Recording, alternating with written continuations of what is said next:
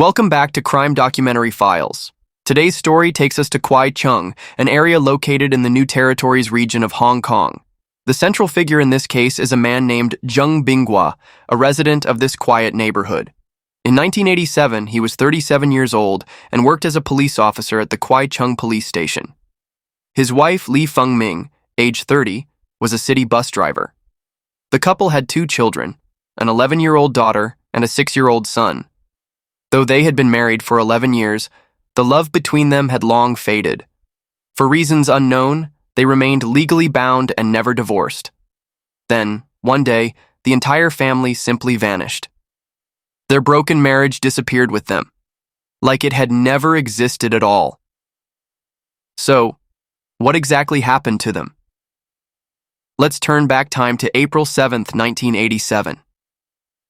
It was a Tuesday.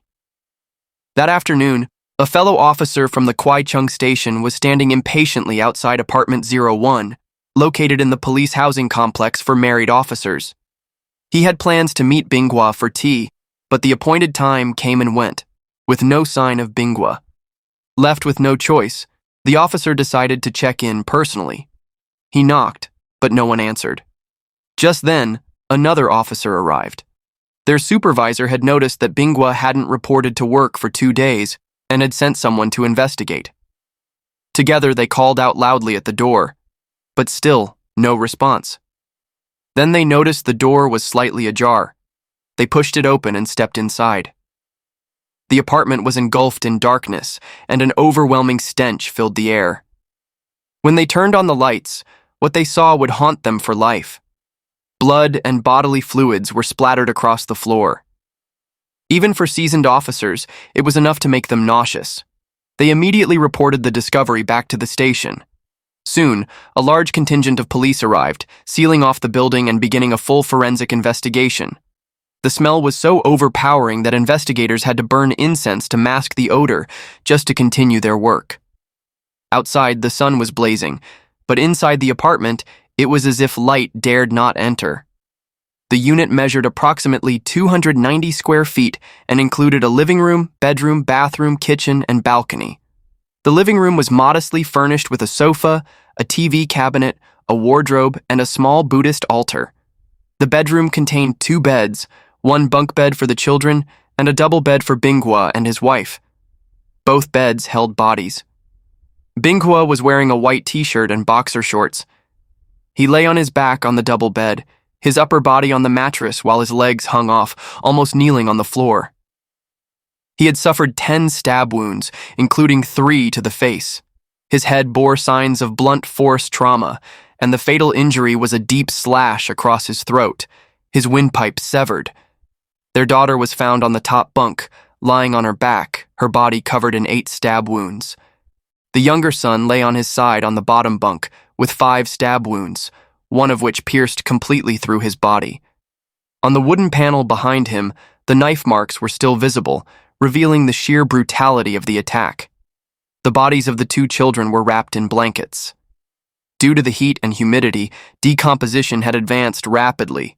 Bodily fluids had begun to seep through, soaking into the fabric. During the examination, one officer felt so nauseous he had to step out onto the balcony for air. But just as he turned around, he noticed something: feet sticking out from the kitchen doorway.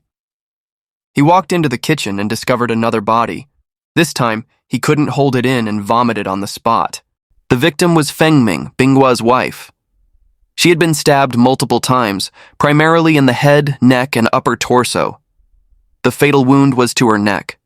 Her cervical vertebrae had been completely severed, almost decapitating her, with only a thin layer of tissue keeping her head attached.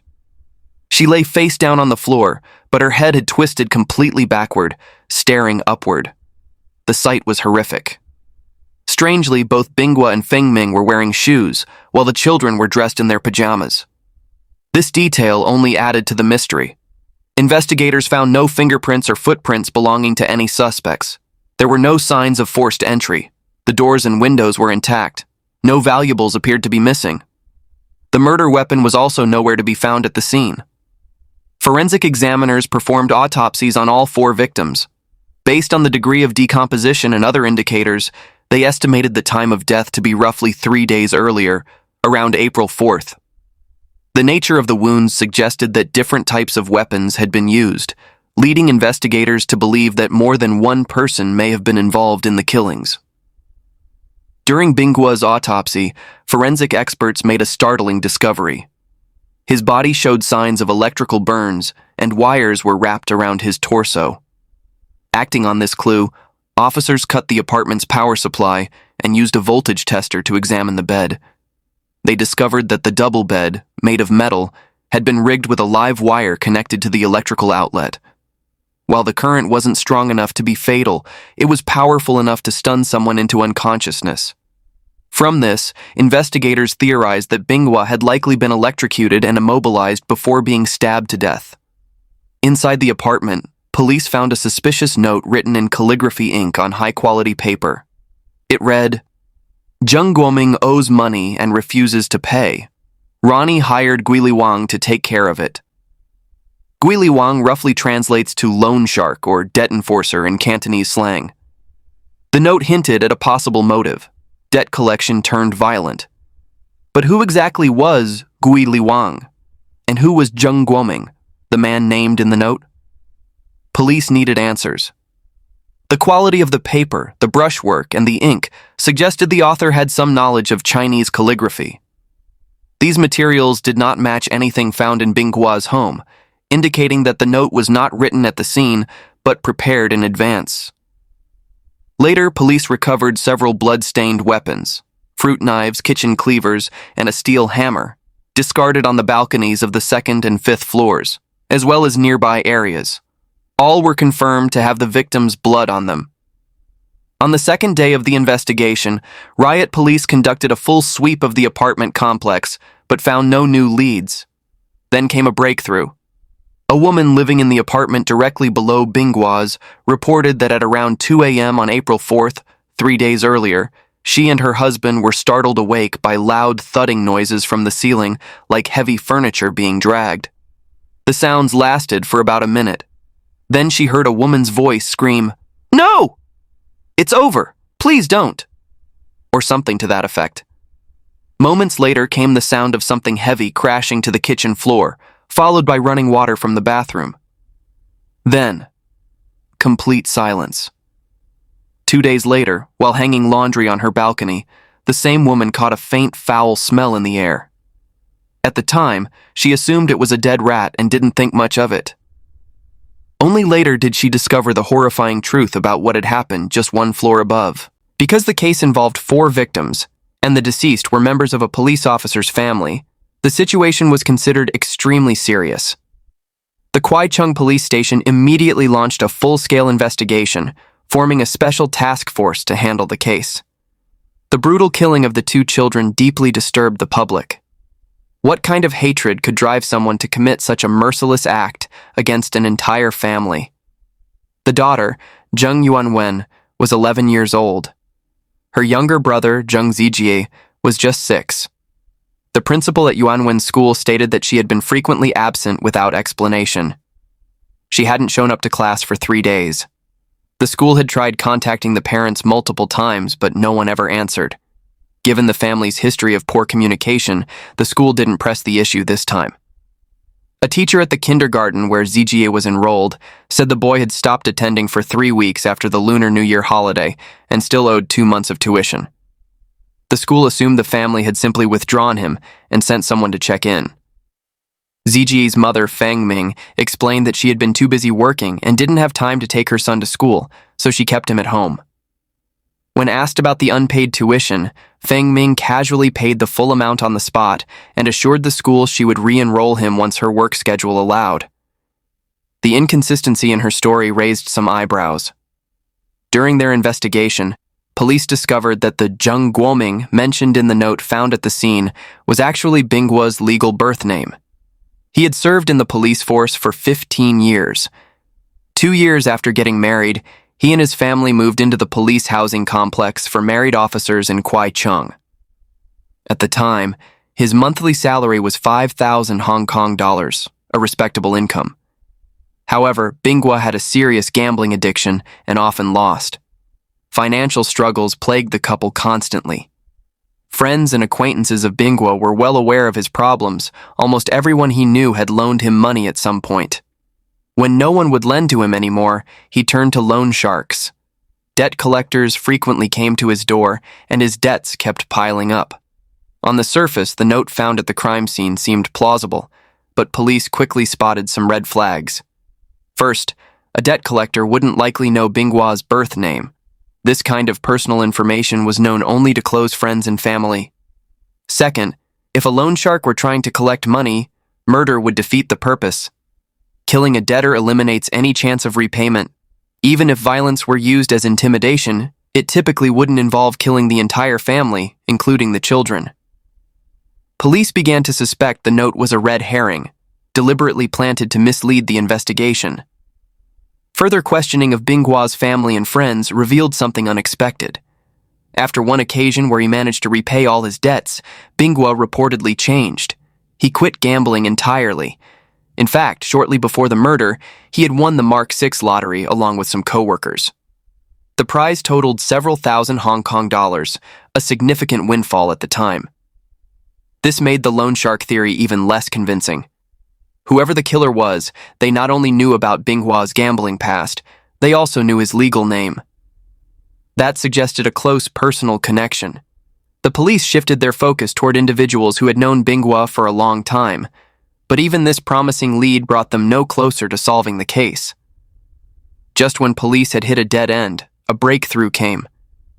An undercover officer from the Mong Kok police station reached out to the task force and claimed he had information that could help the investigation. From that point on, the case began to unfold.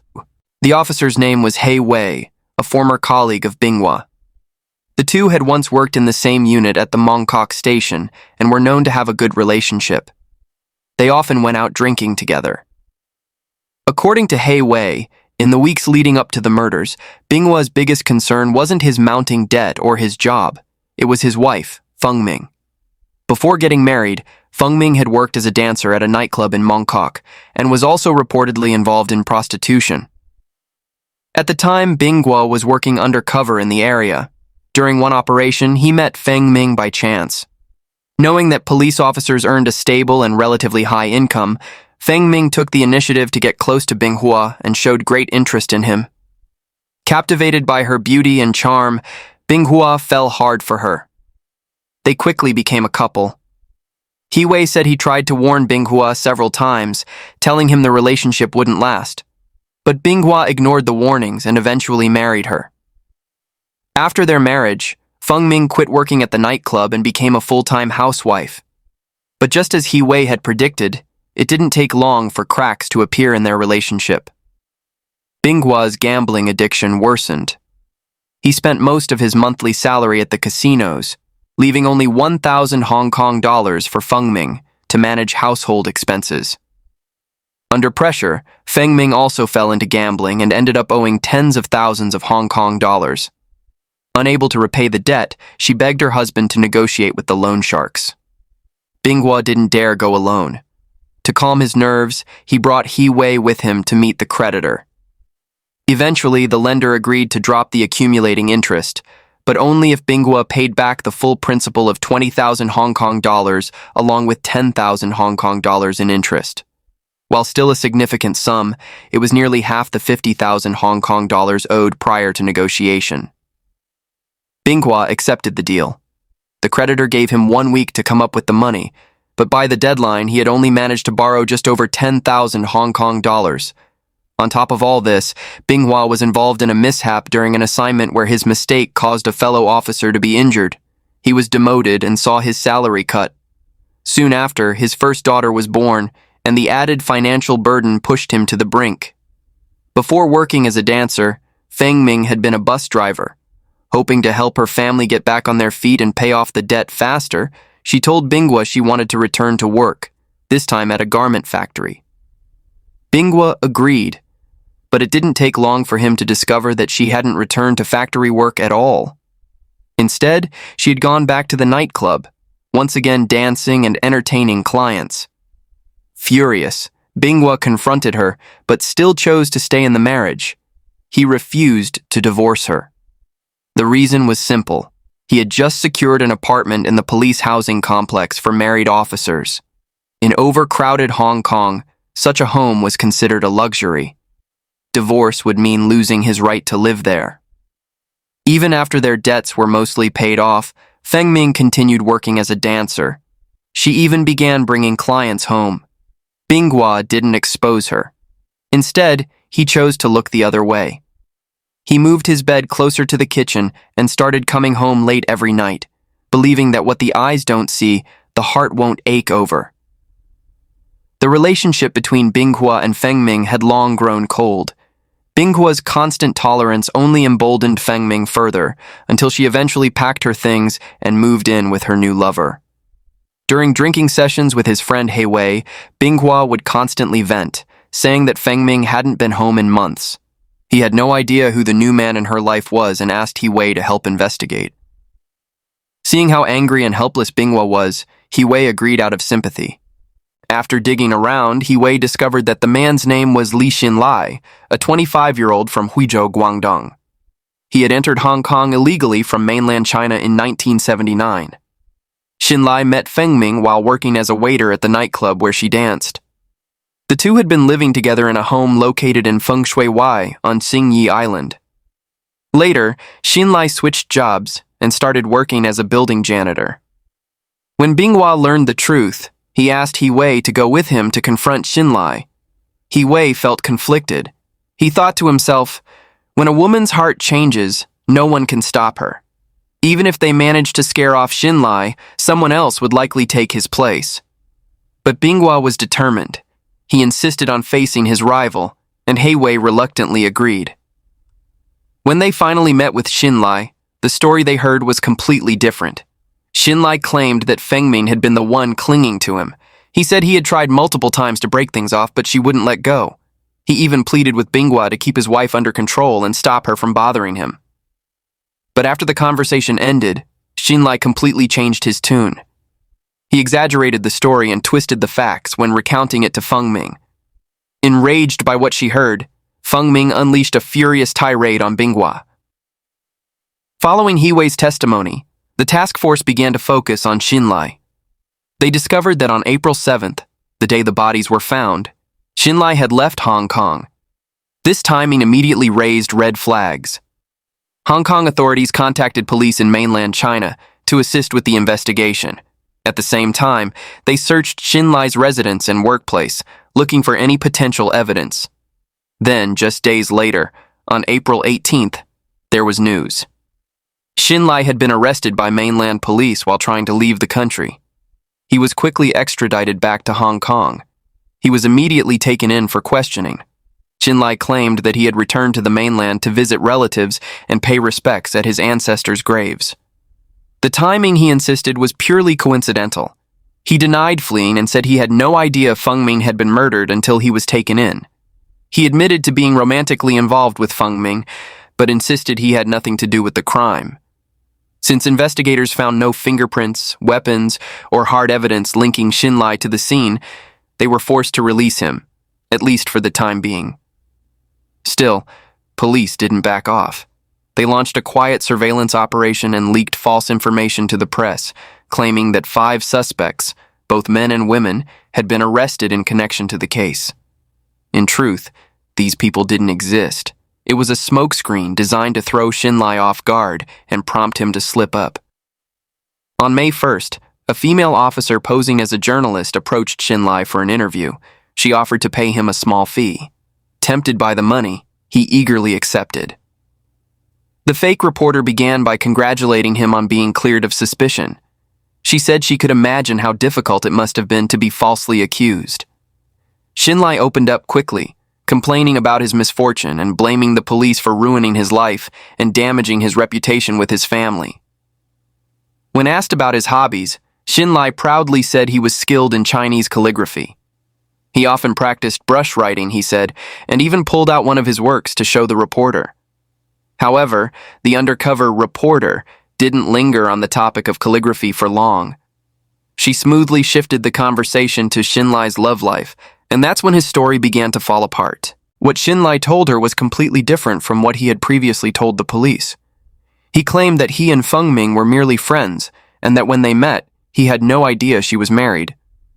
He also said he had a girlfriend living in Shenzhen with whom he shared a loving relationship, and that they were already talking about marriage.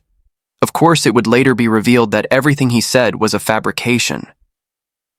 At the end of the interview, Xinlai even used high-quality paper, a traditional calligraphy brush, and ink from his home to create a handwritten gift for the reporter.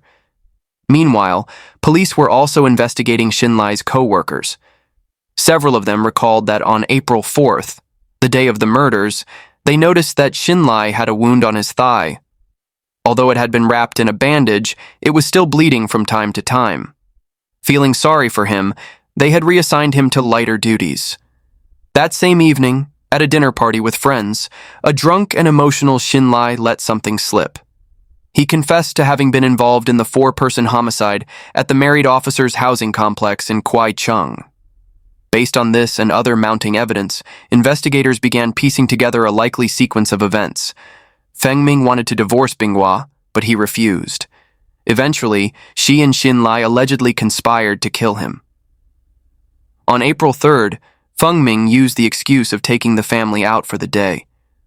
During that time, Xinlai, using a spare key he had previously obtained, snuck into the apartment and rigged the metal bed frame with a live electric wire. Later that night, after dinner, the family returned home. Feng Ming tucked the children into bed and then suggested she and Binghua take a walk to help digest their meal. Around midnight, they came back home. Unbeknownst to Binghua, Xinlai was already hiding on the balcony, just as they had planned. As Binghua sat on the edge of the bed and began removing his shoes, he was electrocuted and collapsed, unconscious. At that moment, Xinlai emerged. Feng Ming and Xinlai had agreed on a fabricated story they would later tell the police, that 2 unknown men had come to the apartment looking for Binghua. At that time, the children were asleep. Binghua, alarmed by their presence, allegedly told Feng Ming to go out and buy cigarettes, using the errand to get her out of the apartment. When she returned, she would find her husband dead and the 2 men gone, leaving behind only a note. After aligning on their cover story, Xinlai placed the note on the dining table, weighted it down with a hammer, and then turned to slit Binghua's throat. But as he was about to disconnect the electric wire, he heard a faint voice. It was the youngest son, Zheng Zijie, calling out from the bottom bunk, "Mom!" Xinlai froze. In reality, the boy was just talking in his sleep, but Xinlai panicked, thinking he'd been discovered.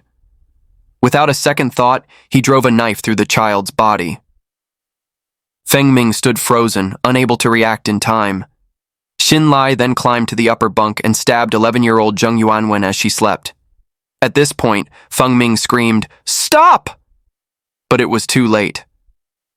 Xinlai pushed her aside and finished what he started. Feng Ming retreated into the kitchen. Confused, Xinlai followed, unsure of her intentions. Just as he reached out to console her, Feng Ming suddenly spun around and stabbed him. Though he managed to dodge slightly, the knife still sliced into his thigh. Blinded by rage and pain, Xinlai turned violent. He unleashed a brutal assault, stabbing Feng Ming repeatedly until she collapsed. After murdering all 4 family members, Xinlai wrapped his leg with cloth to stop the bleeding. Then, in a calculated move to mislead investigators, he retrieved various knives from the kitchen and stabbed the victims multiple additional times. He also used a hammer to strike Binghua's head, hoping to create the illusion that more than one attacker had been involved. After the murders, Xinlai went to the bathroom to clean himself up and wipe down any surfaces that might have retained his fingerprints. Once he was sure there was nothing suspicious left behind, he calmly left the apartment. He didn't bother closing the front door, deliberately leaving it ajar to make it seem as though the killer had been someone familiar to Binghua. 6 months later, with enough evidence gathered, Hong Kong police officially arrested Xinlai. In April 1988, the case went to trial at the Hong Kong Supreme Court. Xinlai was charged with 4 counts of murder. During the trial, many of Xinlai's former co-workers testified as witnesses. A nightclub owner stated that a year prior to the murders, Xinlai had worked as a server at his club. The owner met Feng Ming through Xinlai, who introduced her as his wife. Their interactions were affectionate and intimate, and the couple had even traveled to mainland China together. This testimony directly contradicted what Xinlai had told the undercover reporter, that he and Feng Ming were just friends. One female witness, who had since moved to Taiwan, made a special trip back to Hong Kong solely to testify. She said that on the day of the murders, she had seen a wound on Xinlai's thigh, so severe that blood was soaking through his pants. She even helped him dress the wound with medical tape. At the time, she had no idea the injury might have been sustained during a killing spree. Another witness, one of Xinlai's friends, submitted a piece of calligraphy Xinlai had written.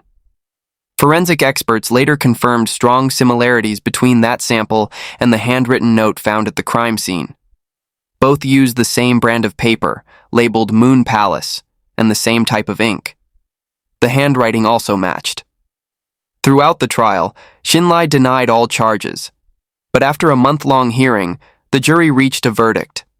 The court found Xinlai guilty of 3 counts of murder and 1 count of manslaughter. He was sentenced to death. Xinlai appealed the ruling, but the outcome remained unchanged. In 1993, however, Hong Kong officially abolished the death penalty, and his sentence was commuted to life imprisonment. Residents of the police housing complex where Binggua's family had lived were outraged and shaken by the case. Many families moved out afterward. Others, though still living there, expressed their desire to relocate as soon as new housing arrangements could be made by their superiors. Rumors began circulating that the spirits of Binghua and his family still lingered in the apartment building, unable to find peace. In response, residents pooled money to hold a spiritual ceremony. They brought in a Taoist priest to perform rites and offer prayers, hoping to bring peace to the victims' souls. Xinlai entered prison carrying memories he could never confess aloud. He once claimed to act out of love, yet in the end, he repaid that love with blood and ruin. This case remains a chilling reminder that certain choices once made cannot be undone. It also sparks debate. Was Xinlai truly the only one at fault? Many believe Feng Ming was the one who lit the fuse to this tragedy. Her insatiable greed, betrayal, and obsession with luxury drove her to manipulate and exploit her husband, dragging him into debt and ultimately conspiring to end his life. Some say her death at the hands of the very man she colluded with was a tragic yet fitting consequence, a bitter irony that echoed poetic justice. Binghua, the victim at the center of this tragedy, was not entirely innocent either. His gambling addiction, passivity, and lack of resolve all played a part in the downfall of his family. Blinded by trust, he enabled his wife's descent into a life of deception and crime. His weakness didn't just cost him dearly, it pulled his 2 young children into a vortex of violence and death. In contrast, He Wei, Binghua's colleague and friend, stood as a mirror image. He tried to warn Binghua to steer him away from disaster, but was powerless against his friend's denial. Though he bore no direct responsibility for the crime, the guilt and trauma he carried afterward became a lasting lesson in the burden of choice and the weight of doing too little, too late. This story is a grim portrait of human nature, filled with greed, betrayal, and irreversible consequences. It reminds us of the importance of clarity and reason in our lives, of making the right choices between good and evil, and of taking responsibility for ourselves, our families, and society at large. Never let fleeting temptation cloud your judgment, because once tragedy strikes, regret comes too late. Cherish what truly matters. Nurture love, sincerity, and empathy, so that life becomes something meaningful, not just something to endure. That's the end of today's video. If you found this story compelling, don't forget to give us a like. Thank you for watching, and see you next time.